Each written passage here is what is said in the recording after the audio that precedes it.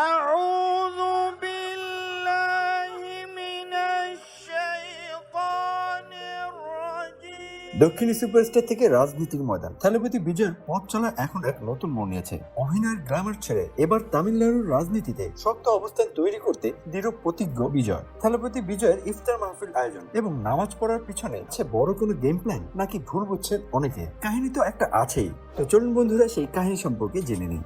গতকাল থেকে এই ছবি ও ভিডিও ভাইরাল, যেখানে থালাপতি বিজয় মাথায় টুপি পরে ইফতারে বসে ইফতার খাচ্ছেন, ইভেন নামাজও পড়ছেন, যেটা প্রথমে দেখে অনেক ভক্ত মনে করেছিল থালাপতি বিজয় হয়তো ধর্ম চেঞ্জ করেছে। পরবর্তীতে জানা যায় থালাপতি বিজয় তার পলিটিক্যাল পার্টির একটা ইফতার মাহফিল আয়োজন করে তামিলনাড়ুর চেন্নাইতে, এবং সেখানে থালাপতি বিজয় অংশগ্রহণ করেন। এবং মিডিয়া রিপোর্ট থেকে এটাও বলা হচ্ছে থালাপতি বিজয় নিজেও ইসলাম ধর্মের নিয়ম অনুযায়ী পুরোটা দিন রোজা রেখেছিলেন। এখন অন্য ধর্মের মানুষ হয়ে ইসলাম ধর্মের প্রতি এমন তার গেস্টার দেখে সবাই প্রশংসা করছে, সবাই বাহবা দিচ্ছে। এট দ্য সেম টাইম কেউ কেউ বলছে এগুলো আসলে লোক দেখানো, এর মাঝে আছে অন্য কোনো বড় প্ল্যান। এবং কারো কারো ধারণা যেহেতু থালাপতি বিজয় পার্টি জয়েন করেছে, 2026-এর ইলেকশনে পার্টিসিপেট করবে, ভোটের জন্য সে কাজগুলো করেছে মানুষদের অ্যাট্রাক্ট করার জন্য। কিন্তু এই যুক্তির বিপরীতে অনেকেই মনে করছে তামিলনাড়ুর চেন্নাইতে মাত্র 5% মুসলিম রয়েছে, সো তাদের ভোট না হলেও থালাপতি বিজয়ের কিছুই যাবে আসবে না। তো বোঝা যাচ্ছে এটা ভোটের জন্য নয়, বরঞ্চ পুরো ইন্ডিয়ার মধ্যে তামিলনাড়ুর চেন্নাইতেই এক ধর্মের প্রতি অন্য ধর্মের